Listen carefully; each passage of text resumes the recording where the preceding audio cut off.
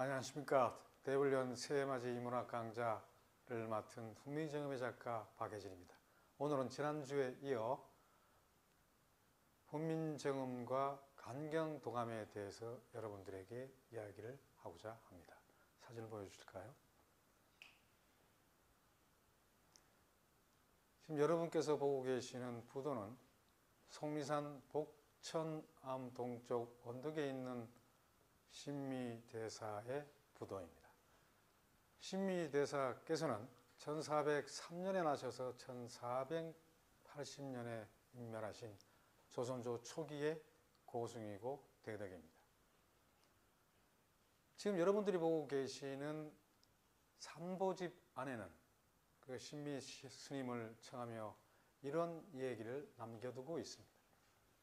일심으로 덕의인에 높고 높으며 도의자태에 넓고 넓어서 한날의 존자로 봉해지고 시방의 석각도 사양하신 승가를 통호한 가장 높고 가장 귀한 해각존자님을 받들어 청합니다. 제가 왜 오늘 강의 첫머리에 이 사진을 보여드리냐면 훈민정음과 간경도감과 신미 스님을 떼려야 뗄 수 없는 관계에 있기 때문입니다. 지난 강의에서도 말씀드렸듯이 신미 스님의 생몰연대는 한국민족문화대백과 서전이나 불교 대사전에도 조선 초기에 고승이라고 되어 있지 생몰연대는 없습니다. 지금 빨간 글씨로 보이고 있는 것 속에 신미 스님의 마지막 연세가 나오고 있습니다. 수없이 많은 사람들 중에서 제일의 건기, 승가를 통솔하여 다스리니 모두 귀환해. 그 다음 파란 줄로 보시면 나이 이미 70하고도 8배, 세상의 도 다 완전하니 일마다 빛나네. 마지막 대목인 일마다 빛나네라는 말씀 속에는 훈민정음의 창제 때부터 관여했던 신미 스님의 한 생애가 녹아 들어 있습니다. 지난주에는 해각존자 신미 스님과 연관된 이야기를 하며 세종의 동상의 등에 대해서 말씀드렸습니다. 지금 보고 계시는 사진은 공화문이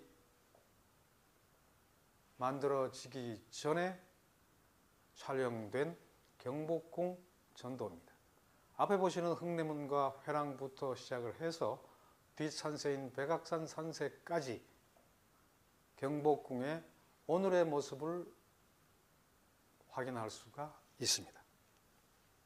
제가 이 사진을 보여드리는 이유는 사진 오른쪽 중앙에 두 개의 탑처럼 솟은 지금은 민속박물관 터고 그 바로 뒤가 지금 청와대와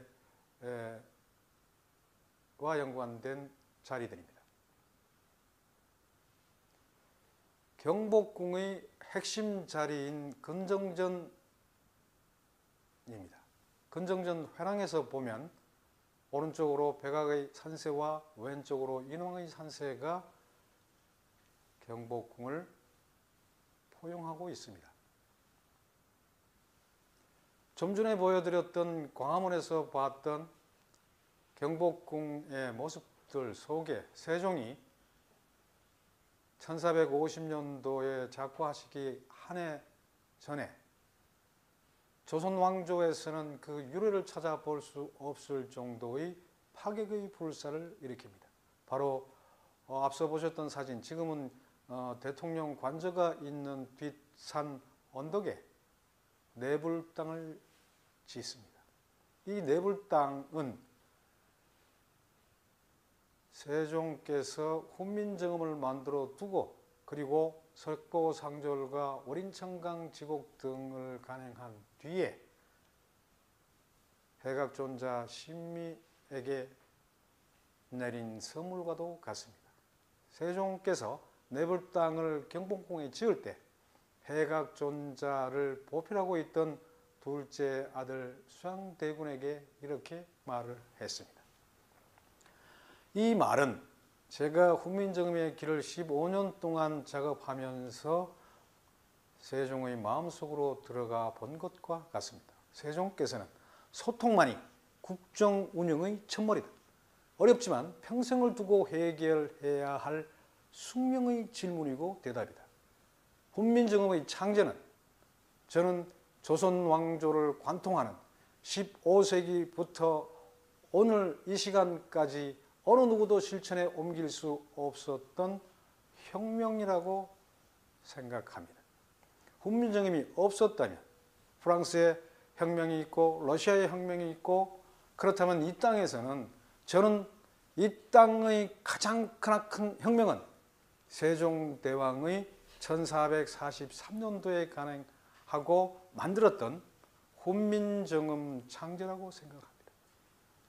신미스님께서 세종께 손길 가득한 바다를 말했을 때, 하지만 세종은 아직도 바다를 보지 못했다라고 말합니다. 역대 조선 왕들 중에 어느 누구도 바다를 본 왕은 없었습니다. 세종의 수라상에 올라오는 수많은 물고기를 먹고 덜어내면서도 그물에 걸리는 어부의 고통과 끝모를 노동의 강도를 가늠할 수 없었고 느낄 틈도 없었습니다. 부처의 말씀처럼 세종은 다시 왕으로 태어나지 않을 것이라는 말을 합니다. 세종께서 왕으로 태어나지도 않았습니다. 백성들에게 훈민정음으로 만든 석보상절로 부처의 무소유를 어떻게 전할 것인가? 왜 하필 지금 유학이 온 나라를 휘젓고 휘어잡고 있는 이때 부처의 일대기를 정리해서 책으로 펴냈는지를 아느냐고 수양대군이 말합니다. 모두가 알고 있는 쉬운 곳으로 스며들게 하라는 뜻이 훈민정음 창제 속에 있었다는 겁니다. 훈민정음 문자를 모르면 억눌리고 당하고 짓밟힌다는 것을 알려주려는 것이었다. 불경을 읽어보면, 그리고 그 소리를 들어보면 질문이 이어지고 있다. 답을 찾는 것이 아니라 찾아가는 길을 알려주고 있었다. 부처는 길잡이였다. 부처가 밟은 산등성이와 들판과 마을 어귀마다 꽃이 피고 있었다. 살피는 걸음이 아프지만 즐거웠다고 이야기를 하고 있습니다. 왼쪽에 보시는 사진은 괴 김소원이 1449년 세종 31년도에 경복궁의 내불 땅을 완건하고 나서 종합 보고를 하는 명건 보고서와 같습니다. 지금은 동국대학교 도서관에 소장되어 있는데, 이 사리 영원기 속에 어떻게 세종께서 내불 땅을 창건하라는 지시를 했고 어떤 과정을 거쳤고 어떻게 완공이 되었는지가 일목요연하게 정리가 되어 있습니다. 내불 땅을 완공하고 나서 세종께서 미령해서 거동을 잘 못할 때였습니다.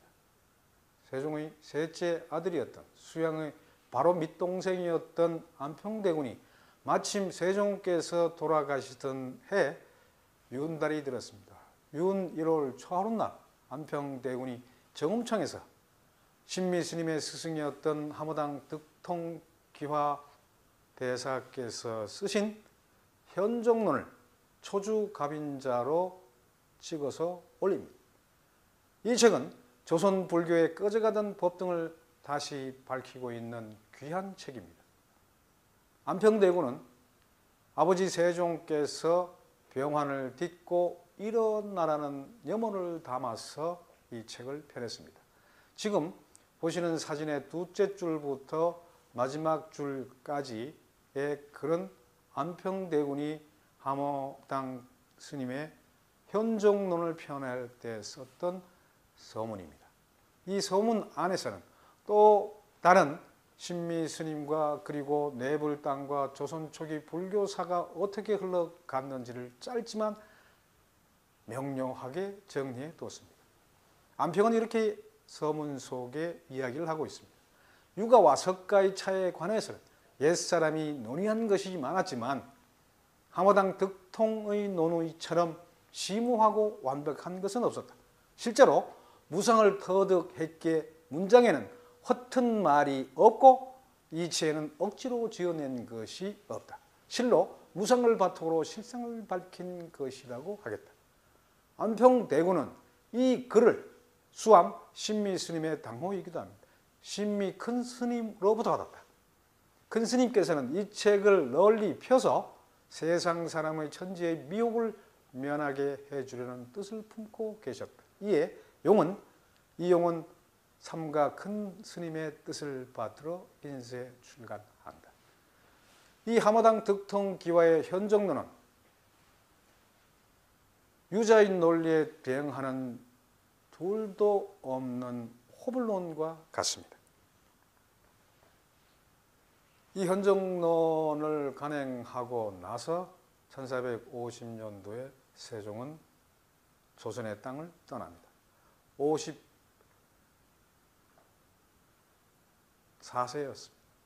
성환옥 심씨가 52세로 돌아가시고 나서 호련 이 땅을 떠났죠. 지금은 여주에 이장되어 있는 세종 영릉은 예종 때 이장이 되었습니다. 달덩이처럼 큰 봉우리 하나 속에 소원왕후와 세종대왕께서 누워 있습니다.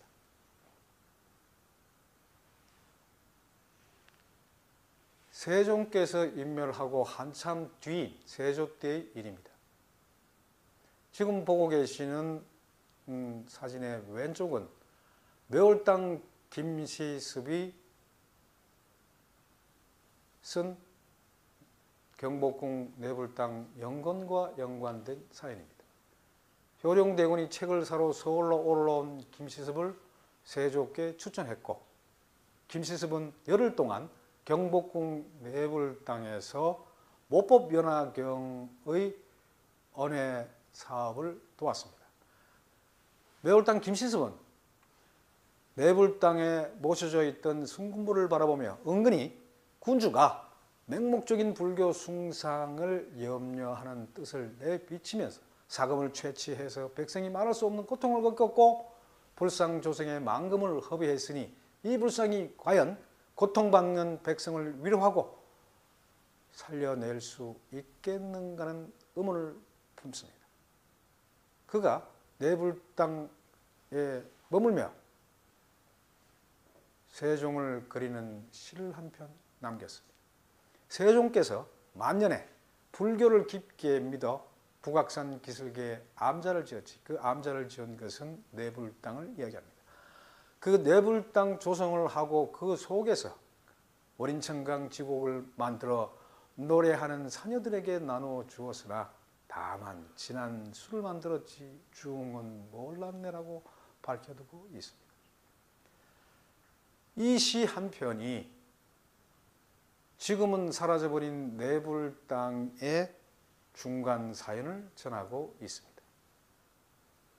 그 바로 뒤에 따라붙은 글에 의하면 세종은 치세 말년에 이 얘기는 매월당 김시습이 내불당에 있으면서 궁궐 사람들로부터 들은 내용을 적어뒀습니다. 세종께서 치세 말년에 선왕과 세상을 버렸고 온 나라가 슬픔에 잠겼고 그로 인해서 불교 경전을 믿고 깊게 읽었다. 가고 지금 전번주에서 제가 말씀 올렸던 오린천강지곡 수백 편을 지어서 그 수백 편이라는 것은 583수를 이야기합니다. 소원왕후를 그리는 애끓는 마음을 담았다. 헛헛함으로 슬픔을 달랬다는 뜻이었다. 이때 효령대군과 안평대군이 세종의 마음을 따라 보필했고 신미와 하결 등의 스님이 세종으로부터 총애를 받았다. 중생의 선도를 구실로 성심을 돌려 경복궁의 동북편 삼천궁 서쪽의 터를 잡고 삼천궁 서쪽의 터는 실질적으로는 백악산 남쪽 기슭 대고 뒷산의 반곡이었다고 매월당 김시습은 적어두고 있습니다. 목수와 미장과 단청장과 기와장의 장인을 뽑아서 내불 땅 공력을 독려했고 얼마 지나지 않아서 새로운 집이 이루어졌다. 건물을 돌아 이어지는 난간과 하늘로 솟은 포작과 금단청과 검푸르게 솟구친 팔짝 지붕의 용마루, 주옥으로 진신한 불전은 만장관이었습니다. 보는 이들은 놀라지 않을 수 없었고 세상 사람들이 자랑하듯 말하는 내불 땅이었다. 내불 땅의 모습을 지금은 볼 수 없지만 매월 땅의 글 속에서 그 모습을 확인할 수가 있습니다. 진정으로 옛날과 오늘에 없던 일이었다고 매월 땅은 이야기하고 있습니다. 이때 세종께서 수양대군에게 월인청광지곡과 석보상자를 훈민정음으로 번역한 다음 사녀들에게 노래하는 기녀들에게 나눠주라고 명했습니다. 이에 지금의 세조 수양대군은 즉위한 뒤에 세종의 뜻을 이어받아 많은 불경을 훈민정음으로 번역했다. 나는 이를 보는 중에도 짬짬이 더욱 마음을 내어 선법을 닦았다. 오늘의 메인 주제가 훈민정음과 간경도감입니다. 이 간경도감이 만들어지고 난 뒤에 기록이긴 하지만 이 매월당 김씨집의 이 글 속에서는 많은 이야기를 읽어낼 수가 있습니다. 월인청광지곡과 석보상절을 만들게 했고 그리고 그것이 이어서 내불땅으로 이어졌고 그리고 나서 그 아버지의 유훈과 아버지의 뜻을 이어받아서 수양대군인 세조가 훈민정음으로 풀경을 언해했다는 사연이 녹아들어 있습니다. 앞서 지난 강의 때 제가 월인청광지곡에 대한 많은 이야기들을 했습니다. 지난 강의에서 놓쳤던 한 부분을 여러분들에게 소개하고자 합니다. 무엇이냐면 훈민정음을 제일 먼저 만들었을 때 글자형을 가획의 원리를 통해서 만들었다는 말씀을 잠시 드린 적이 있습니다. 지금 보고 계시는 밑에 박스 속에 들어있는 사진들은 월인청광지곡 안에 들어있는 교정을 한 글자들에 대한 본보기들입니다. 지금은 한국학중앙연구원에 소장되어 있는 월인청광지곡 상권 속에 앞서 선학들은 이런 분석들을 해두었습니다. 지금은 우리가 지읒으로 보이고 있습니다만 처음에 활자본으로 찍어냈을 때는 시읒이었습니다.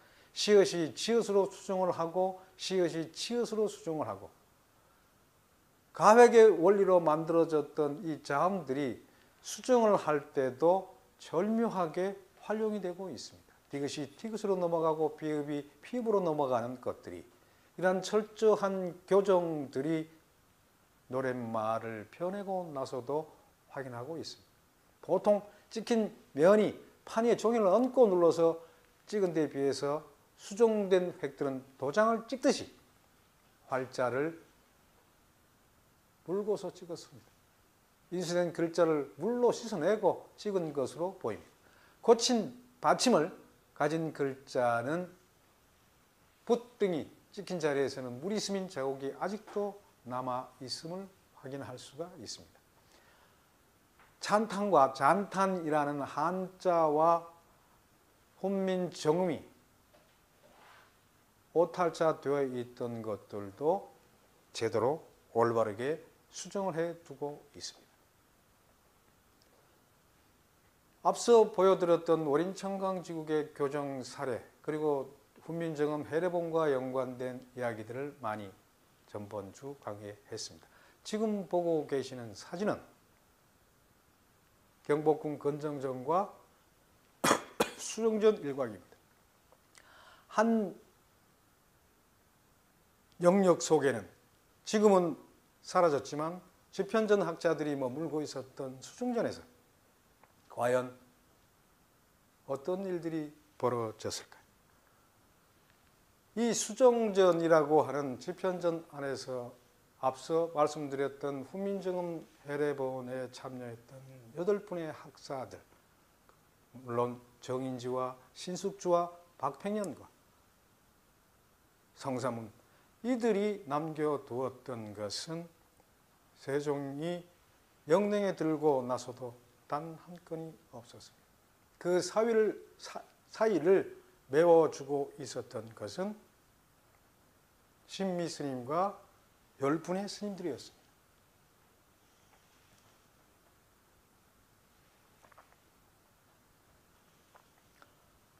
지금 보고 계시는 사진은 유명한 안견이 그린 목류도원도입니다. 지금은 우리나라에 없습니다. 이 불세출의 명작이 일본 천리대 도서관에 소장되어 있습니다. 어떤 경로를 통해서 들어갔는지에 대해서는 너무 긴 이야기들이 많으므로 오늘은 생략하겠습니다. 다만 볼 수 없는, 이 땅에서는 볼 수 없는 세종이 돌아가시기 전에 안평대군과 안견, 당대 최고봉의 학자들이 남겨놓았던 목향을 감상해 볼 수 있기를 바라면서 사진을 올려두고 있습니다. 지금 보고 계시는 사진의 글은 앞서 보여드렸던 목류도원도의 안평대군의 서문입니다. 조선조를 관통하며 두 번째 가라면 서러워했던 안평대군 이용의 글씨를 지금 여러분들은 보고 계십니다. 핸드폰으로 보셔서 조금 작다 하면 나중에 좀 더 큰 화면으로 보시면 그가 왜 이 땅에 조맹부요 왕이지의 환생이라는 얘기를 들을 수 있을 정도의 중국 사신들이 오면 비단이나 청자나 백자나 그 모든 금붙이보다도 더 가지고 가기를 원했던 글씨였습니다. 지금 보고 계시는 글은 목류도원도 서인 인수 박팽년 선생의 글입니다. 조금 뒤에 말씀드리겠습니다만 사육신이 나한테 불기객이 된 인수 박팽년의 글씨를 여러분 지금 실시간으로 보고 계십니다. 이들이 박팽년과 신숙주와 수양대군은 1417년 같은 동갑들이었습니다. 세종 때 어떤 시대보다도 더 걸출한 인물들이 비온 뒤에 대나무 죽순처럼 이 땅에 와서 문화를 꽃피우다 갔습니다. 지금 보고 계시는 글은 성산물의 글입니다. 함께 하며 세종 이후의 문화를 꽃피웠다면 더없이 조선 문화는 풍성하고 지평은 넓어졌을 것입니다. 지금 보는 글씨는 신미 스님의 동생인 괴 김수온의 글입니다. 활달한 듯 얼매임 없이 문자 밖으로 튕겨져 나가고 있는 그의 정신세계를 확인할 수 있습니다. 함께 훈민정음 해례에 참여했던 이계 선생의 필적입니다.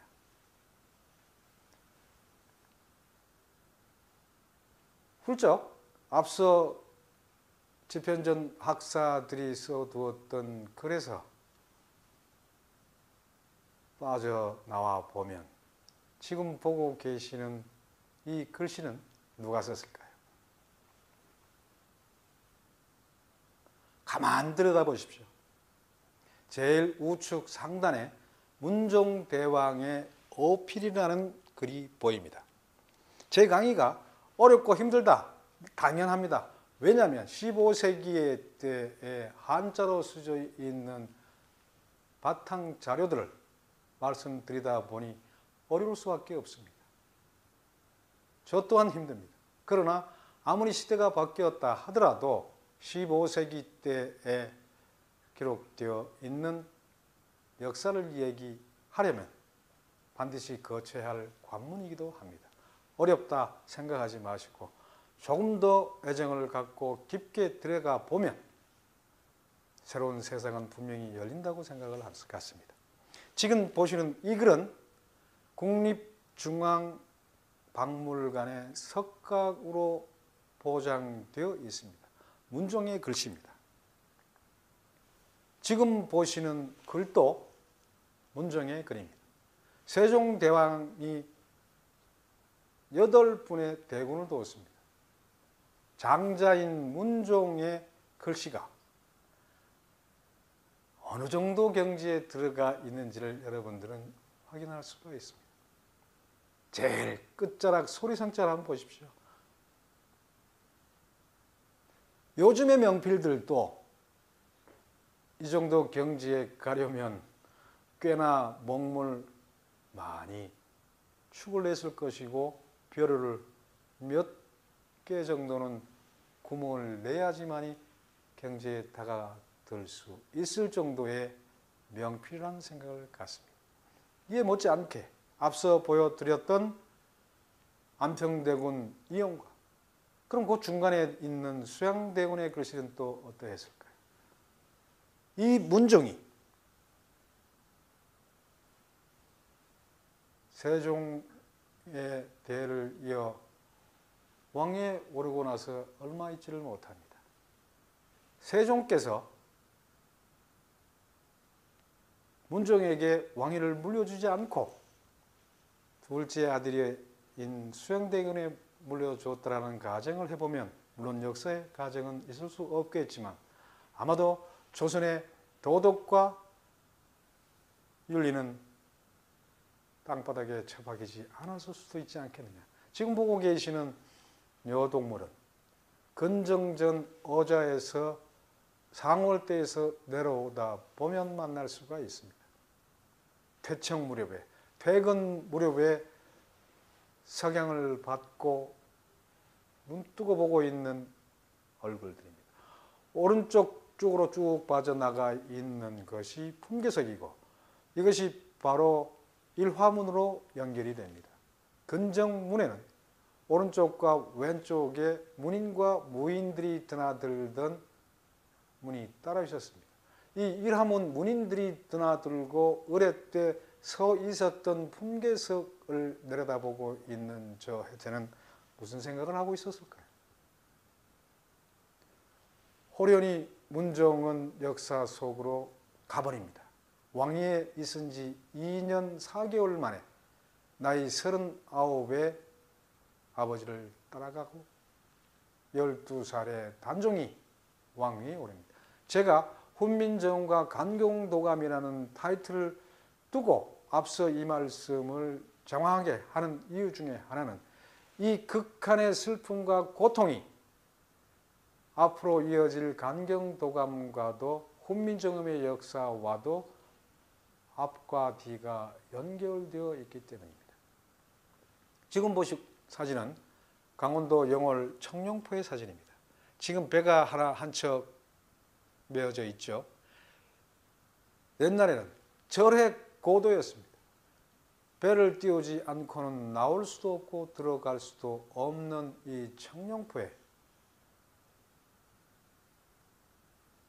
단종은 위폐됩니다. 그리고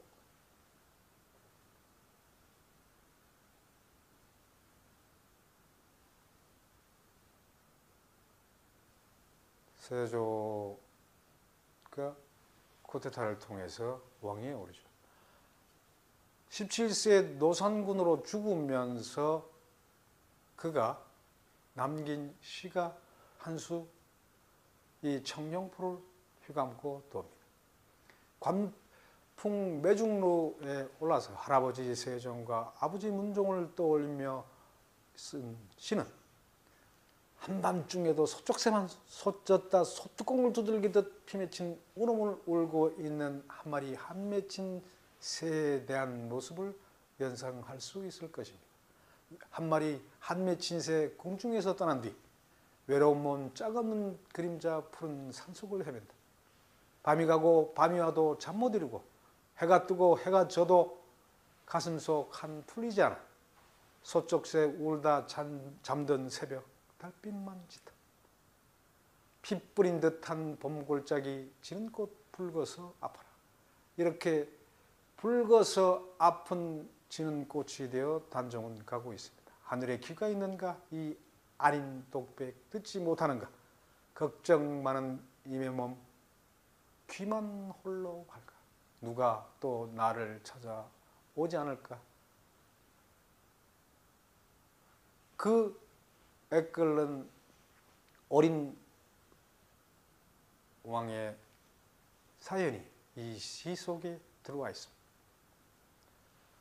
역대 조선 왕들 속에 왕릉은 딱 단종릉만 한양과 경기 일원 밖에 있습니다. 물론 북한 개성에 북녘 개성에 있는 정종의 능을 빼고 보면 유일무이하게 강원도에 있는 단종의 능입니다.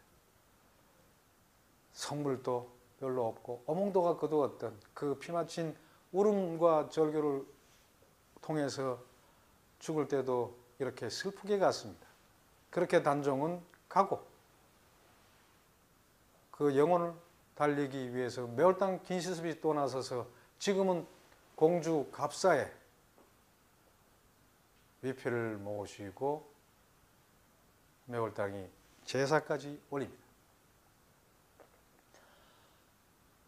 갑자기 사진을 딴 곳으로 돌려봅니다. 지금 보고 계시는 장면은 세계문화의 순으로 지정되어 있는 종묘정전입니다. 종묘정전 신문에서 보면 저 장면이 펼쳐집니다.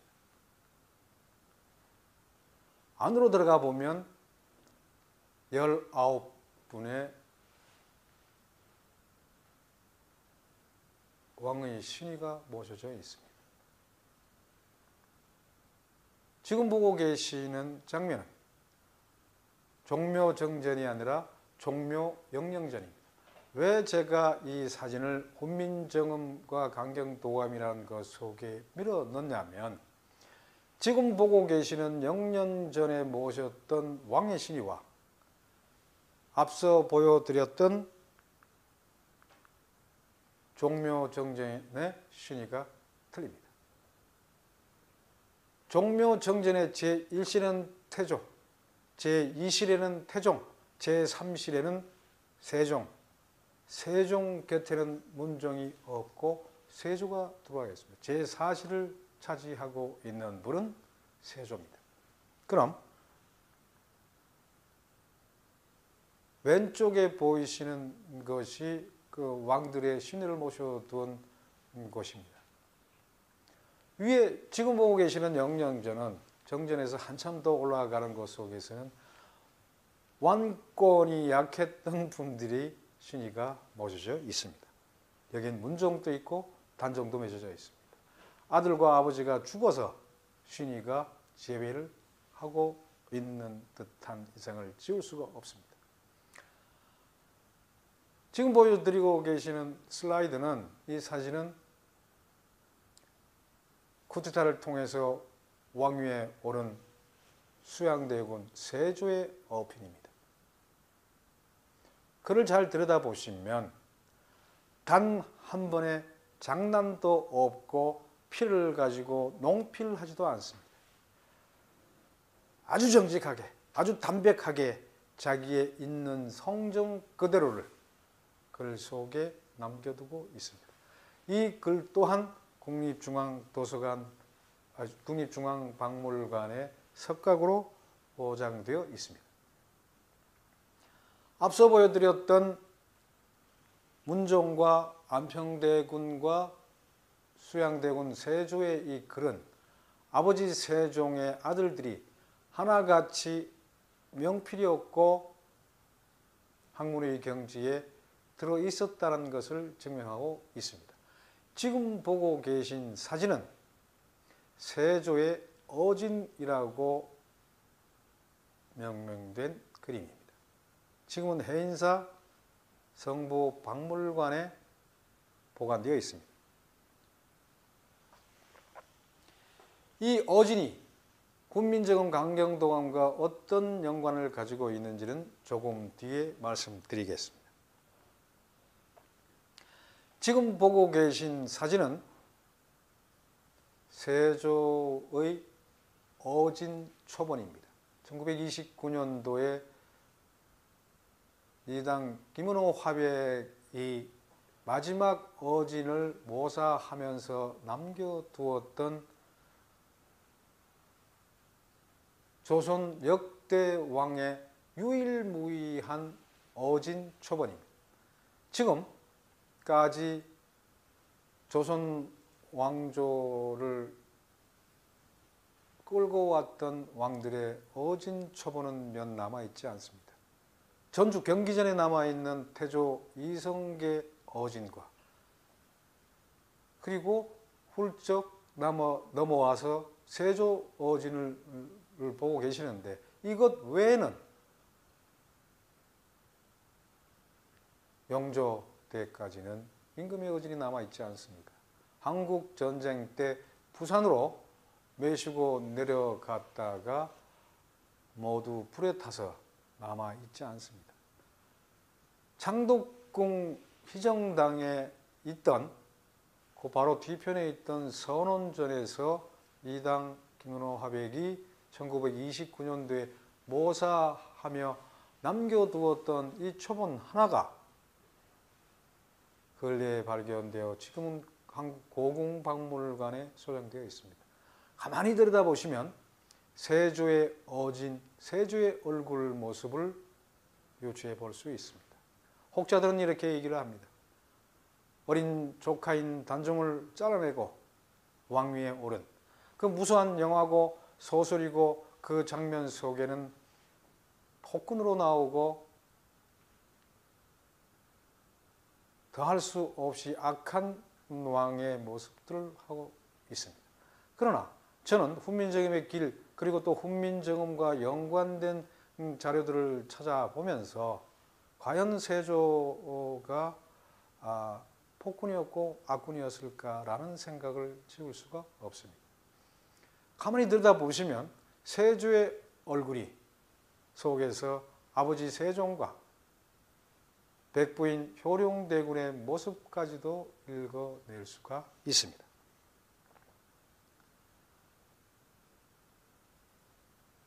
세조가 왕위를 찬탈하고 올라서 국정이 안정될 무렵에 간경도감을 만들기 위한 준비에 들어갑니다.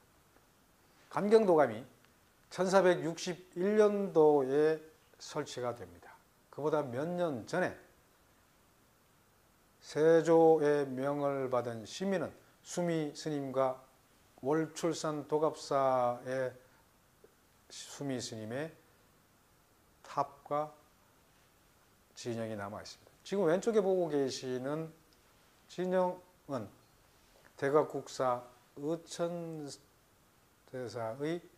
진영입니다. 지금 조계산 서남사 성보박물관에 소장되어 있습니다.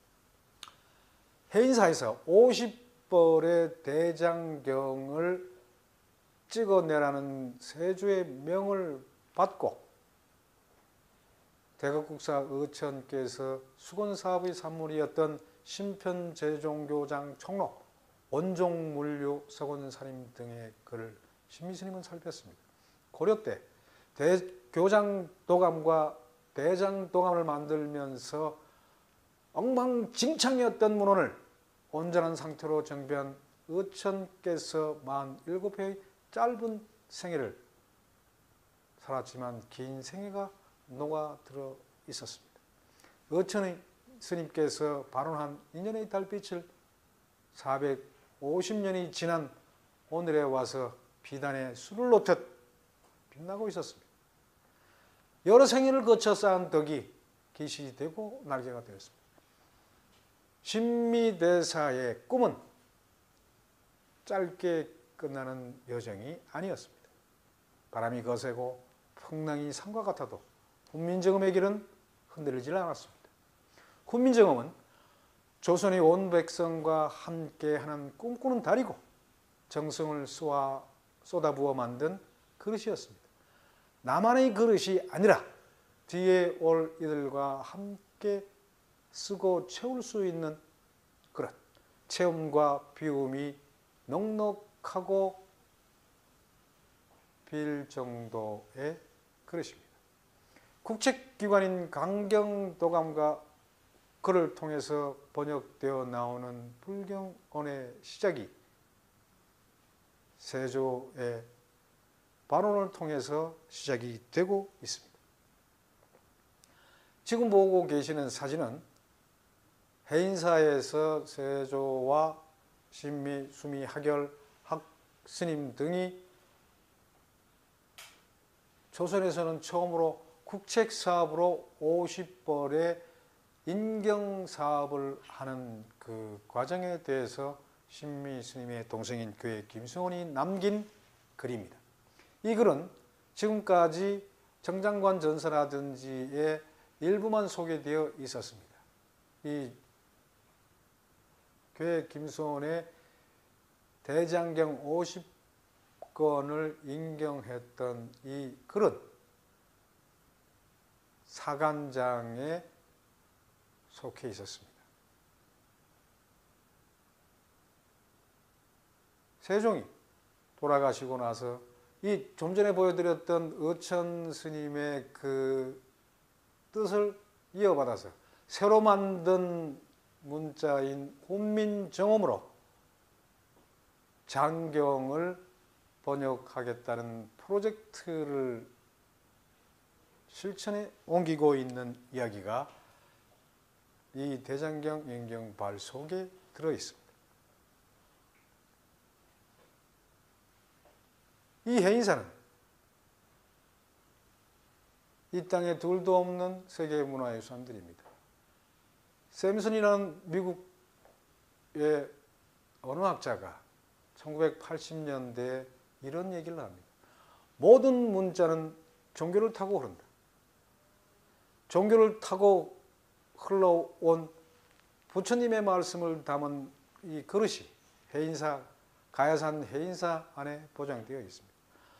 모든 문자는 종교를 타고 흐른다라고 하는 이 명제가 그 말이 옳다고 보면 산스크리트어로 되어 있었던 것이 히말라야를 넘어오며 구마라지바 스님에 의해서 한역이 되고 또 현장 스님과 여러 역경승들이 인도를 넘나들며 해왔던 언어의 모든 플랫폼이 여기에 와서 머물고 있습니다. 1920년대의 해인사 수다라 장정과 법보전의 모습을 보고 계십니다. 수다라 장전 내부 속으로 들어가면 이런 모습을 볼 수 있습니다. 실형에 두라고 만든 것이 아니고 실형에 잘 모셔둔 이 부처의 말씀을 훈민정음으로 세상 속으로 함께 소통하고 공감하고 읽으라는 뜻이 훈민정음 프로젝트 속에 담겨 있습니다. 50벌을 인간하고 재편한 앞서 세종대왕과 함께 어머니 소원왕후 심씨의 명복을 빌면서 만들었다고 하는 월인청강지곡과 석보상절을 합친 월인석보곤 1의 모습을 보고 계십니다. 부처가 100억 세계에 화신하여 교화하는 것이 달이 지문가람의 비치옴이 같아요. 달이 천강에 비친다고 하는 다른 곳보다의 상징이기도 합니다. 이 월인청강지곡의 일수와 석보상절의 부처님의 말씀을 담은 이야기들이 재편이 되기 시작합니다. 태어날 때부터 월인청강지곡과 찍어낼 때부터 월인천강지곡과 석보상제는 합편을 전제로 만들어졌습니다. 처음 훈민정음을 만들었을 때 그것을 가지고 보급에 어떻게 쓸 것이고 하나의 문장을 어떻게 만들 것인가는 본복에 대한 실험들이 끝났다면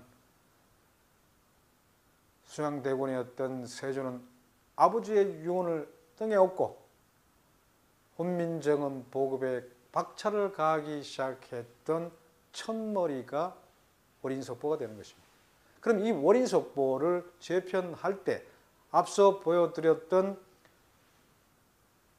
해인사대장경 50보를 인정했던 것을 바탕으로 전국의 명산대찰에 보장을 했고 이 책을 만드는 데 바탕경이 되고 있습니다. 지금은 세조 때 찍어냈던 50벌은 딱 한 벌만 국내에 남아 있습니다. 월정사 성부박물관에 하나 있고 그리고 성종 때 일본 사신에게 내렸다고 하는 그 한 번은 일본 교토 정장사까지 흘러갔다는 것은 확인했습니다만 그 이유는 아직 확인하지 못하고 있습니다. 지금 보고 계시는 전편은 월인석보 곤1속에 있습니다. 전번 제2강 때 1강 때 말씀드렸던 서강대학교 도서관에 보장되어 있습니다. 물론 희방사에서 찍어냈던 본입니다. 세종께서 직접 만드셨다. 세종께서 친히 만들었다고 하는 어제라고 했던 월인천강지곡을 전패 속에 모셔두고 있습니다. 왜 거듭 이 전편을 보여드리냐면 국정교과서에서도 월인천강지곡은 세종께서 지으셨다라고 기록되어 있습니다.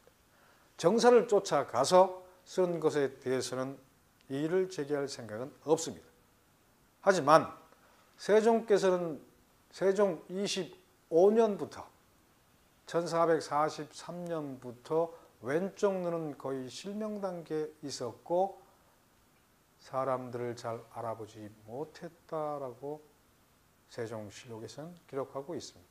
세종께서 기획하고 인물을 찾고 그 인물을 맡겼고 편집했고 편찬했던 것은 분명합니다. 따라서 세종께서 어제 했다라는 것으로 기록되어 있을 때 유자의 나라, 유학의 나라, 성리학의 나라에서 흔적도 없이 사라질지도 모를 위난의 순간을 막았던 것은 아닐까 생각해 볼 수 있습니다. 지금 보고 계시는 이 전편은 아버지 세종을 세워두고 그 바로 옆자리에 나옵니다. 금상, 지금의 수양대군인 세조가 찬수를 했던 석보상제입니다. 그건 옆에 자송왕비는 그의 부인의 이름입니다. 이 월인천강지곡과 석보상절이 월인석보로 재편될 때 왕위에 오르고 나왔고 제일 먼저 국책사업으로 펼쳤던 이 글 속에 순서가 바뀌기 시작합니다. 앞서 말씀드렸던 석보상절과 월인천강지곡, 물론 그것이 합편되어서 월인석보로 되어 올 때도 27종의 경전이 포함되어 들어옵니다. 지금 보고 계시는 사진은 월인천강지곡 상권의 마지막 장입니다. 194곡의 노래가 마지막입니다. 근데 월인천강지곡과 석보상제를 합쳐두었던 월인석보에 오면 194수의 월인천강지곡의 노래가 숫자가 하나 슬 바뀝니다. 195수에 배치되어 있습니다. 그렇다면 앞서 다른 195수 이후에 있던 것이 내용의 성격에 맞게 앞으로 당겨졌느냐, 아니면 194수에 있었던 노래가 아닌 또 다른 노래가 한 곡 더 늘어나서 번호가 밀렸는가는 아직 확인할 길이 없습니다. 앞서 말씀드렸던 583수라는 대장편 서사시 속의 곡 노래말의 순서가 바뀌었던 것은 조금 더 시간을 두고 확인해 봐야 할 일이기도 합니다. 지금 보고 계시는 사진은 안동 광흥사 시황전 복장 속에서 세상 속으로 나온 월인석보입니다. 부처님 뱃속에 계셨으므로 앞서 보여드렸던 이미지와는 사뭇 다르죠. 모셔 넣을 때 방법이 틀려서 호련히 세상적으로 나오면서 있었던 장면을 여러분들은 보고 계십니다. 이 월인석보를 편찬할 때 묘한 일이 납니다. 그때는 이미 세조와 집현전 수장이었던 정인지의 위상은 완전히 바뀌어 있습니다. 계유정난을 통해서 또 사육신의 난을 통해서 정권을 잡을 때 특히나 수양대군과 정인지가 절묘한 혼사를 맺습니다. 계유정난이 일나던 6월이 아닌 그해 1월에 수양대군의 큰딸인 의숙공주를 정인지의 둘째 아들인 정현조에게 시집을 보내서 사돈관계를 맺습니다. 그리고 5개월 뒤인 6월에 계유정난을 일으켰고 왕위를 찬탈했고 단종을 세상 밖으로 밀어내서 죽게 만들었던 그 해의 월인석보도 같이 진행이 되고 있습니다. 계유정난을 통해서 왕위에 오르기 전에 대군의 신분으로 수양대군은 영의정에 오릅니다. 왕위에 오르고 나서 제일 먼저 인사이동을 단행했을 때 사돈인 정인지, 집현전의 수장이었던 정인지를 영의정으로 앉힙니다. 그런데 묘하게도 정인지 사돈이자 영의정은 이 월인석본을 간행할 때마다 주연에서 술주정을 부립니다. 주사를 부립니다. 아예 대놓고 너 이놈 소리까지 서슴지 않으면서 쓸데없는데 힘을 낭비한다. 뭐하러 쓸모없는 부처의 일대기를 재편하려 하느냐라고 거듭 왕위에 오른 세조를 압박합니다. 무더니도 잘 참고 있던 세조는 끝내 그를 처음이자 마지막으로 유배를 부여로 내려보냈고 그 사이에 월인석보는 간행이 되어 나옵니다. 월인석보라는 새로운 재편을 통해서 비로소 간경도감으로 넘어가기 위한 마지막 준비 작업은 끝이 납니다. 그 사이에 나온 책이 몽산화상 법어양록입니다. 이 몽산화상 법어양록과 앞서 말씀드렸던 월인창강 지곡이 그리고 석보상절이 다음 간경도감 이후에 간행될 혼민정음으로 번역되어 언해되어 나오는 무수한 본들의 마지막 시험이기도 합니다. 여러분께서 지금 보고 계시는 제목의 세 번째 줄에 보시면 해각존자 신미 역해라고 되어 있습니다. 해각존자 신미 스님의 단독 번역이고 풀입니다. 요 다음부터가 오늘 얘기의 큰 주제이기도 한 혼민정음과 간경도감에 대한 이야기입니다. 약 5분간 쉬었다 가겠습니다. 좀 뒤에 뵙겠습니다.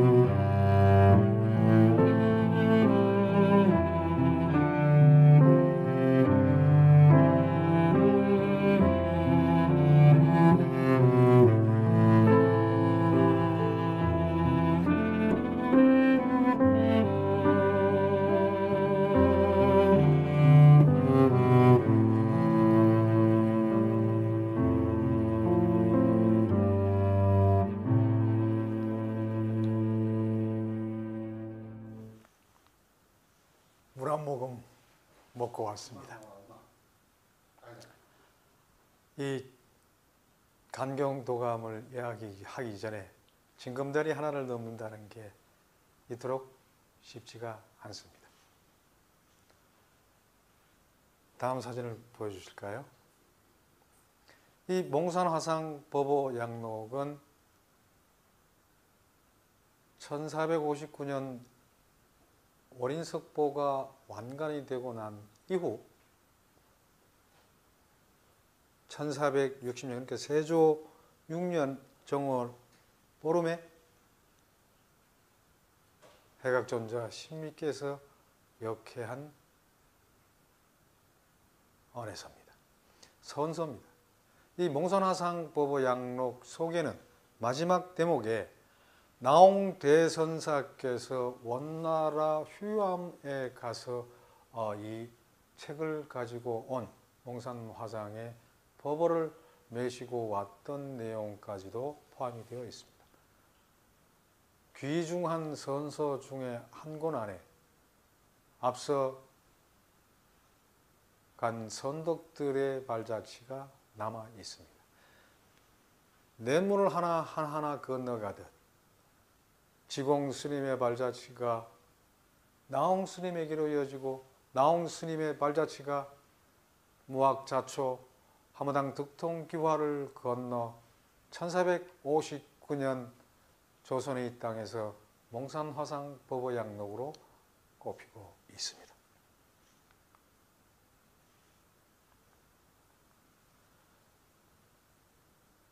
그리고 나서 드디어 1400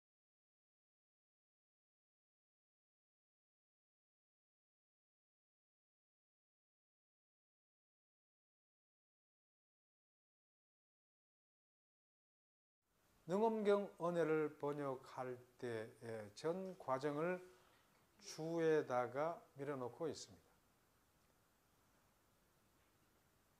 세조가 번역의 현장에 언해역 현장에 좌정을 하고 나서 시작이 됩니다. 이 능엄경 언해의 번역의 순서는 앞서 보여드렸던 해인사에서 50벌의 장경을 인경하고 나서 930년 연간에 간행되었던 송나라 때의 불조 통기의 당나라 때 산스크리트어로 해서 중국어로인 한역으로 바뀌는 전체의 번역의 틀을 해각존자 시민은 그대로 능엄경 언어로 가져와 번역을 하고 있습니다. 제일 먼저 한문 원문의 구결을 단 주인공은 조선의 왕 세조였습니다. 두 번째, 그 세조가 단 구결이 달린 문장을 해각존자 시민께서 확인을 하고 그 구결 달린 문장을 소리내어 어전 앞에서 누가 읽냐면 며느리인 정빈 한씨가 읽었습니다. 그것을 정음으로 번역했던 것은 한계희와 김순이었고 번역된 문장을 서로 비교하고 고찰했던 것은 박건과 윤필상, 노사진, 정유상 등이었습니다. 그리고 예를 정했던 것은 영순군 부였고 동국정운음으로 한자음을 부기했던 것은 조변함과 조지 등이었습니다. 이렇게 완성된 언해 원고를 바르게 고친 것은 앞서 원인석보 때의 10분의 큰 스님들이었던 신미, 사지, 하결, 학조선사 등이 번역된 것을 바르게 고치고 나서 그 번역을 세조가 확정을 합니다. 그 이 9단계를 거치고 나갔고 완성된 원고를 임금 앞에서 소리내어 읽은 주인공이 하나 있습니다. 여인네입니다. 전원 조씨 두대라는 이 여성은 훈민정음 역사에서 숨은 주인공과 같은 역할을 했습니다. 훗날 정빈 한씨가 세조 성종의 어머니로서 대왕비를 하고 있을 때 편했던 내운의 서문을 두대라는 번역을 소리내어 읽었던 두대가 씁니다. 여성과 훈민정음, 여성과 어문과의 역사를 이야기할 때 뗄래야 뗄 수 없는 주인공입니다.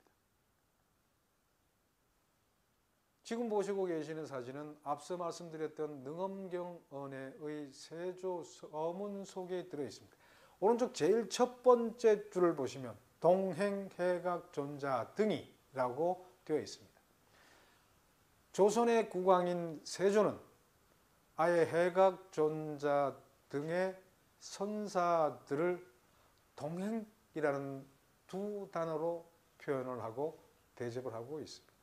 동행한다는 것은, 임금과 함께 동행한다는 것은 권력의 극한이 아니라 훈민정음 언해본이라는 간경도금을 통해서 백성과 소통하고 불통되지 않은 지평을 열고자 했던 세조의 마음을 극명하게 담아둔 단어입니다. 여러분들이 덕수궁 중화문 왼쪽에 가면 반드시 확인해야 할 종이 하나 있습니다. 덕수궁은 옛날에 태조 이성계 때부터 자리하고 있었던 흥천사의 예터이기도 합니다.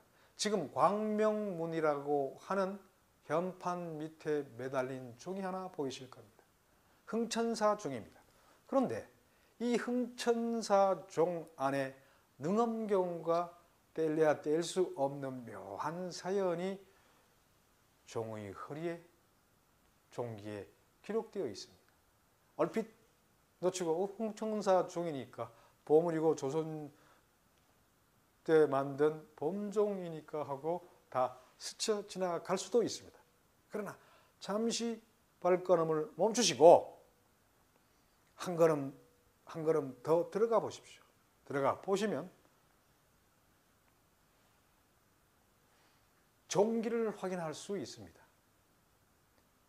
지금은 핸드폰으로 보셔서 작은 이미지일 수 있습니다만은 이 흥천사 종은 흥천사 종기일 뿐 아니라 앞서 말씀드렸던 능엄경 언해를 만든 사연이 이 종기 속에 들어 있습니다. 효령의 사리, 효령대군께서 모시고 온 사리가, 회암사에서 모시고 왔던 사리가 경복궁 함원전에서 분신을 하고 또 분신을 하고 분신을 해서 모셨다라는 사연이 있습니다. 이래서 효령대군의 발언으로 능엄경 언해를 세상 밖으로 내주겠다는 반언을 했고, 그래서 그 발언을 모아 가지고 이 종을 다시 세운다라는 내용이 이 종기 속에 포함이 되어 있습니다. 이 속에는 당대 장인들의 명단이 실명제로 들어와 있습니다. 종을 녹였던 분과 종을 각자했던 장인과 이걸 주철을 했던 분 등의 명단이 허리를 감고 종소리와 함께 퍼져나가고 있습니다. 이 본바탕의 흥천사 종의 종기는 금강경 언해를 번역했던 한계이가 썼고, 그리고 저 글씨는 안평대군이 죽고 나서 3명의 조선조 명필의 한 명으로 손꼽히는 정난종의 글씨입니다. 한 번만 더 우리가 더 경복궁에 갔을 때 차분하게 들여다보시면 능엄의 이야기가 이 종을 통해서 펼쳐지는 것을 확인할 수 있을 것입니다. 요진 때 꾸마라 지박께서 번역했던 이 능엄경을 시작으로 간경도감의 언해 역사는 펼쳐지기 시작을 합니다.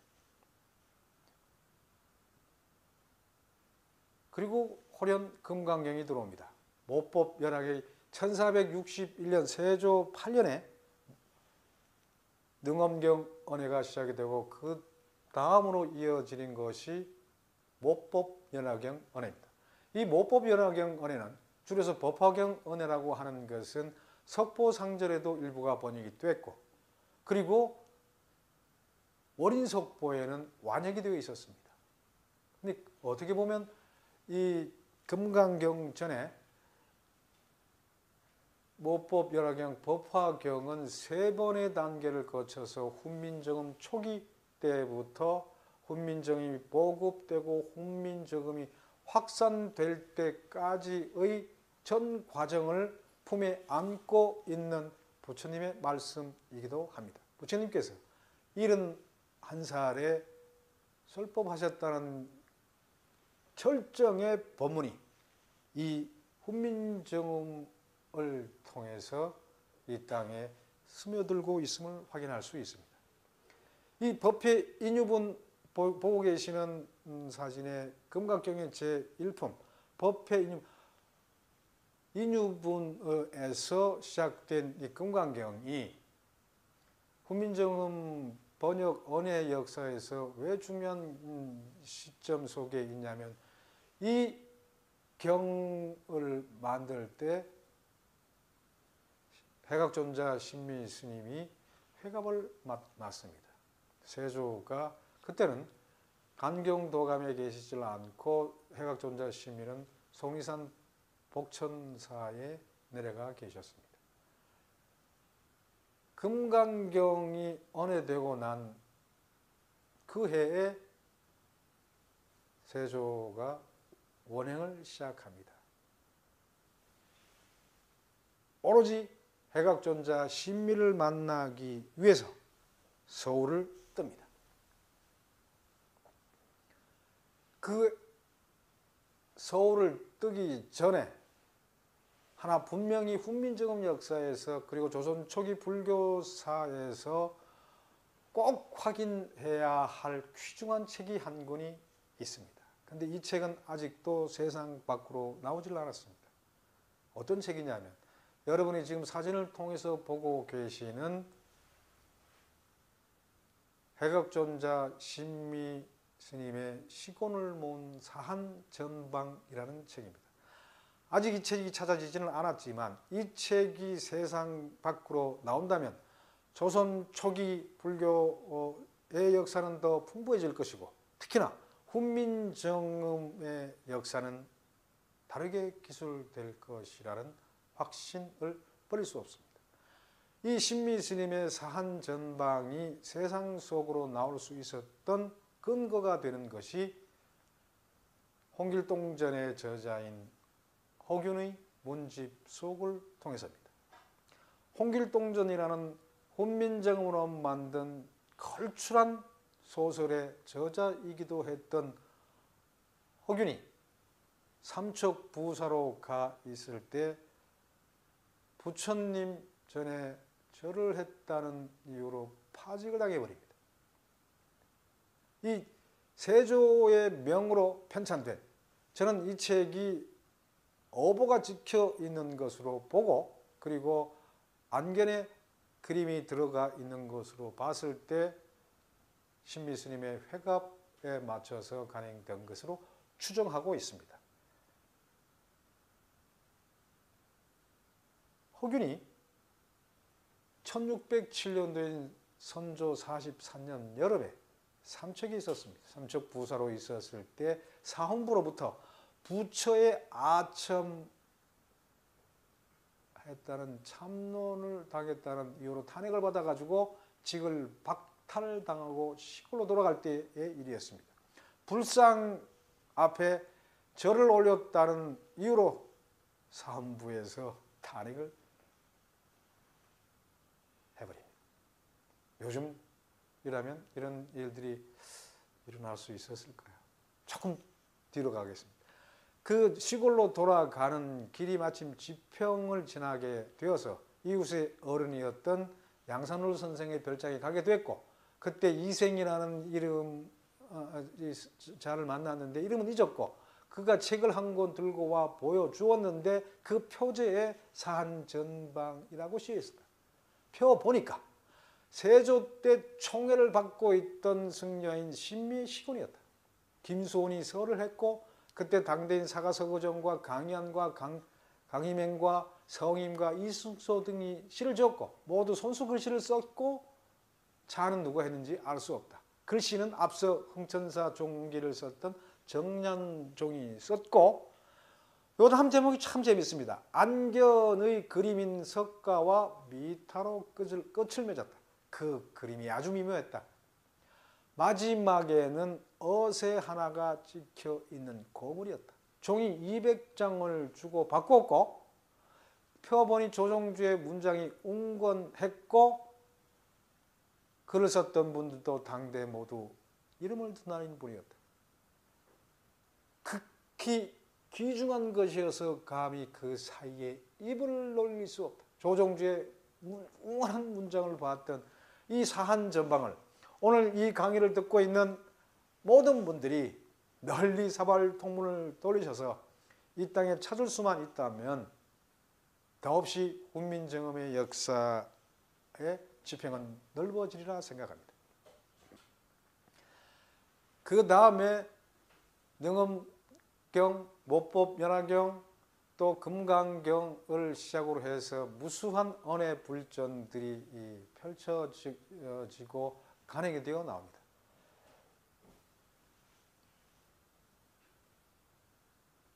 지금은 경기도 동두천 자제함에 가면 모셔져 있습니다. 반야신경입니다. 늘상 절에 가서 어떤 의례를 하고 어떤 식순을 할 때마다 늘상 외워왔던 반야심경입니다. 근데 이 반야심경을 우리말로 언해를 하면서 툭 던져준 말씀이 기가 막힙니다. 이 반야심경은 어두운 길을 비추는 높은 횃불이고 고통의 바다를 건너게 하는 빠른 배다. 이 인수부윤이었던 한계가 발문을 지으면서 이런 얘기를 밀어넣습니다. 세조께서는 평소에 반야심경을 항상 익히셨다. 그러므로 특별하게 번역하라고 명했는데 요 다음 대목이 지금 또 뼈에 사무치게 밀려 들어오는 멘트입니다. 대개 승려가 아침 저녁으로 외우면서도 외워야 하는 까닭을 알지 못하는 것을 민망히 여기셨다. 저도 눈을 감으면 반야심경이 머릿속으로 밀고 들어오는데 눈 뜨고 보면 그 뜻을 지금도 캄캄절벽입니다. 이 어두운 길에 떠 있는 나가리처럼 돼 있고 이 고통의 바다에서 파도 위에서 출렁거릴 정도로 반야심경의 깊은 뜻을 알아낼 재간이 없습니다. 눈 밝으신 선덕 대덕들께서 제발 이 불초한 이 민중의 이 눈을 밝혀줄 수 있다면 더없이 감사합니다. 이 외워야 하는 까닭을 알지 못하는 것을 민망히 여겨서 반야바라밀다 심경을 언해했다. 실ong에다가 올려놓고 한자로 가득 찬 경전만 꽂아놓고 가만 모셔도만 두고 보지를 말고 있는 것이 경이 아니라 경은 읽어야 경이요 가슴에 새겨야 경이다라는 것을 세조는 반야바라밀다 심경 언해를 통해서 이야기하고 있습니다. 그리고 나서 이 선종과 교종을 통섭했던 신미 해각존자 신미대사는 선종영가집이라는 기가 막힌 선서를 번역을 하는데 이 선종영가집 언해에는 세 분의 주인공이 동시에 등장을 합니다. 신미 스님의 글이 이 땅에 사한전방 외에는 많이 남아 있지 않지만 이 선종영가집과 능엄경 발문 속에 들어 있습니다. 여러분들이 세종대왕 기념사업회나 또 혹은 이 인터넷을 통해서 보면 읽을 수 있습니다. 재생을 통해서도 번역을 다 해두었습니다. 이 세조와 같은 동행을 하면서 어종구결, 세조가 구결을 달고 회각존자, 신미 등이 역해했다. 여기에는 효룡대군의 발문도 함께 들어있습니다. 세계사에서 최동호 선생 등 앞선 석학들이 번역해 둔 책도 찾아볼 수 있으니 보시기 바랍니다. 이 아미타경 언해 또한 모법 열화경 못지않게 훈민정음으로 번역이 돼서 세상 속으로 스며들었습니다.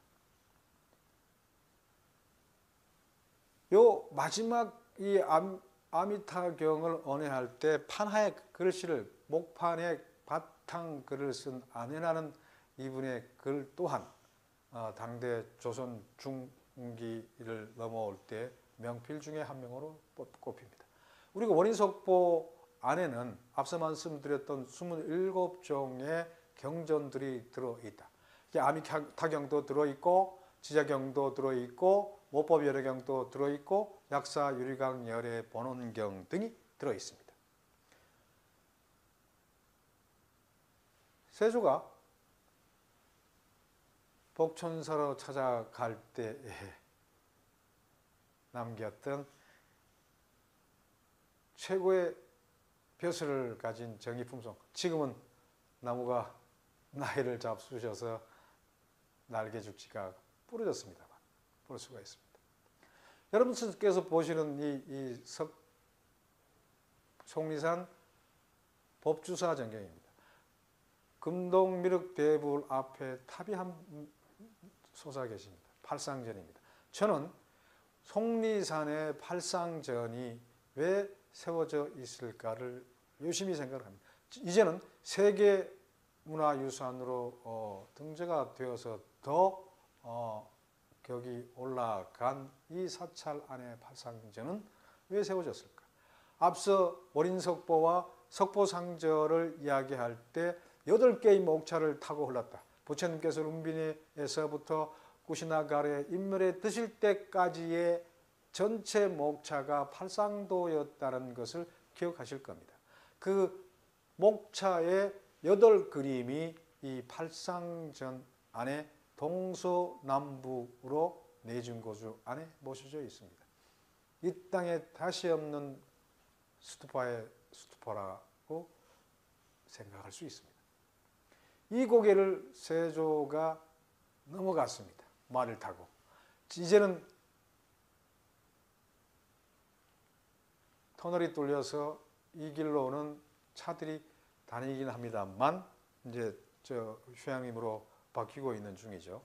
그래서 그 보원군과 속리산 법주사에서 세조의 길도 복천암까지 내는 등 세상이 많이 바뀌었습니다만 이 말티고개를 넘어 세조는 오로지 신미스님을 보기 위한 행행을 했고요.